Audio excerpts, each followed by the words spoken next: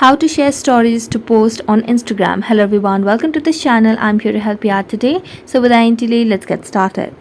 So first of all, launch the Instagram application and make sure you're logged into your account. Then tap on your story. So as you can see, I've already added a story. So at the bottom, you can see the option of more. So tap on more.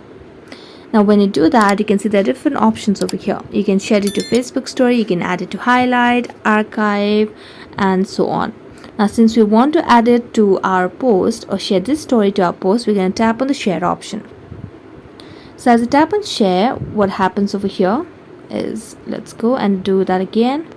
So as you tap on share, what happens is it will give us different options to share our stories to post.